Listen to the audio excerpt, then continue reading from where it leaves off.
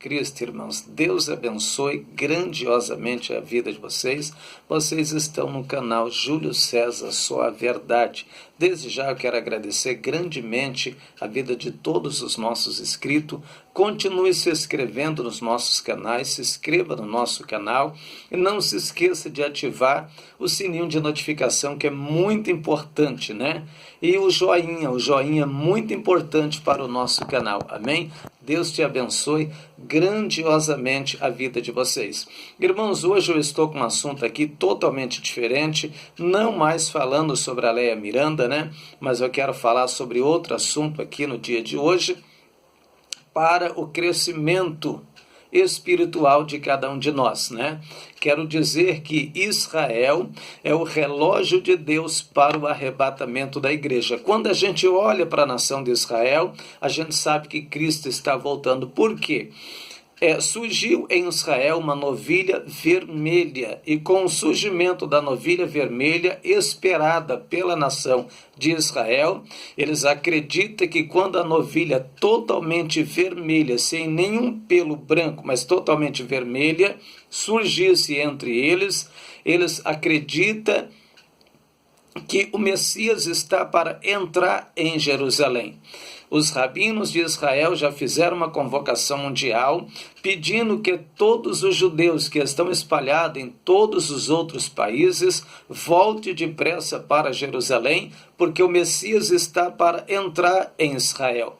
E os judeus de todos os países, de forma muito rápida, estão retornando para Jerusalém, porque eles acreditam que Jesus ele vai aparecer, o seu Messias vai aparecer. Os rabinos estão dizendo, acredite o mundo ou não, mas o nosso Messias já está para entrar em Jerusalém. Irmãos, Israel tem todos os utensílios prontos para a construção do terceiro templo. Eles têm já os levitas, eles têm a bacia do sacrifício, eles têm tudo preparado para a chegada do Messias. Tudo já está preparado. Existe uma profecia bíblica que Deus disse assim: eu vou desembainhar a minha espada atrás de Israel, e serão vagabundos e espalhados, serão vagabundos e fugitivos sobre os quatro cantos da terra, porque eu vou espalhar eles sobre os quatro cantos da terra.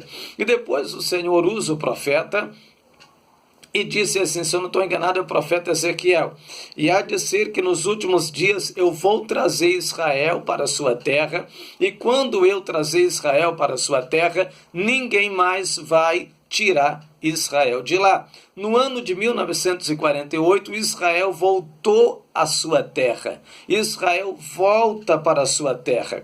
Volta para a sua terra natal. É considerado uma nação de volta. E depois que Deus colocou Israel na sua terra, ninguém mais removeu Israel de lá. Israel enfrentou muitas guerras, muitas pelejas, mas ninguém conseguiu tirar Israel de lá. O que nós entendemos, irmãos? Nós entendemos que as profecias para o arrebatamento da igreja estão todas cumpridas. Uma grande profecia se cumpriu agora recente, a um prazo de 1 mês, que foi o Mar Morto voltando à vida de volta. Tem peixes no Mar Morto. Vidas estão sendo procriada dentro do Mar Morto. E a Bíblia diz assim, que nos últimos dias o Mar Morto ia voltar a dar vida de volta. Irmãos, Cristo está voltando. Acredite você ou não, nós somos a última geração para o arrebatamento da igreja. Nós não vamos ver as crianças crescer. A gente não vai ver as crianças se tornar adulta, pois nós somos a última geração para o arrebatamento da igreja. Todos os sinais concernentes ao arrebatamento da igreja estão aí. Jesus, ele olha para a nação de Israel e disse, e não passará essa geração sem que todas essas coisas aconteçam. Passará os céus e a terra, mas as minhas palavras não hão de passar. Jesus estava falando dos sinais do arrebatamento da igreja, mas os sinais não aconteceu lá na época, com Jerusalém que ele estava falando. Os sinais acontecem nos nossos dias, na nossa geração. Nós somos a última geração para o arrebatamento da igreja. Grandes sinais que envolvem o arrebatamento da igreja está aí, irmãos. Está aí. A Bíblia diz no livro de Timóteo, se eu não estou enganado, 2 Timóteo capítulo 4, está escrito assim: mas nos últimos tempos será tempos trabalhosos, porque haverá homens amantes de si mesmo, presunçosos, soberbos, avarentos, cruéis, profanos, obstinados, cruéis, sem amor, sem misericórdias, mais amigo dos prazeres do que amigo de Deus. Essa é a condição dos homens que nós estamos vivendo nos últimos dias. Nunca se viu tanta corrupção dentro das igrejas como a gente vê hoje. Nunca se viu. No livro de Timóteo, capítulo 4, versículo 1, está escrito: mas o Espírito expressamente diz que nos últimos tempos apostatarão alguns da fé, dando ouvido a espíritos enganadores e a doutrinas de demônios, pela hipocrisia dos homens que falam mentira, tendo cauterizado a própria consciência. Nunca se viu tanta gente com a mente cauterizada como se vê hoje, irmãos. Nunca viu tanta gente que se apostatou da fé como se vê hoje. Milhares de pessoas se apostataram da fé. Aquilo que antigamente era pecado, hoje não é mais. Hoje não é mais. Infelizmente, o que vai levar muita gente para o inferno não é o pecado de adultério, não é o pecado de roubo, porque quando um cristão cai nesse pecado é por uma falha, porque ninguém, irmãos, é um super-homem. Todos nós estamos sujeitos a errar. Mas é uma coisa que a pessoa não vive nessa prática. Mas os mínimos pecados, aquilo que não tem nada a ver, sabe? Não tem nada a ver. Isso aqui não tem nada a ver. Porque isso aí que vai levar muita gente para o inferno. É uma mentirinha, é uma vaidade que entra na vida da pessoa e a pessoa diz que não tem nada a ver, tá entendendo? Isso vai condenar muita gente ao inferno e muita gente vai ficar no dia do arrebatamento da igreja. Uma grande profecia se cumpre nos nossos dias, é o que está escrito em 2 Timóteo capítulo 4, versículo 1. Pregas a palavra a tempo e fora de tempo, redáguas, repreendas, exorte com toda longanimidade e doutrina, porque virá um tempo em que não sofrerão mais a sã doutrina, mas terão comichão nos ouvidos e amontoarão para si doutor que anda conforme as suas próprias concupiscências, e desviarão os ouvidos da verdade, voltando à fábula. Mas tu, ó homem de Deus, cumpre o teu ministério, diz a palavra do Senhor. Nunca se viu, irmãos, tanta pessoa escolhendo igreja para ficar como tem nos dias de hoje. Sabe o que as pessoas querem hoje? Elas querem pastores que andam conforme o seu desejo, sabe? É aquele pastor que no final de semana ele vai comigo para a praia e a gente fica seminu na praia, a gente fica peladão, a mulher dele fica só de fio dental na praia e ele fica peladão com o peitão do lado de fora, só de sunguinha. É esse tipo de pastor que as pessoas querem nos dias de hoje, infelizmente. Mas cadê a santificação do corpo, da alma e do espírito? Cadê ela?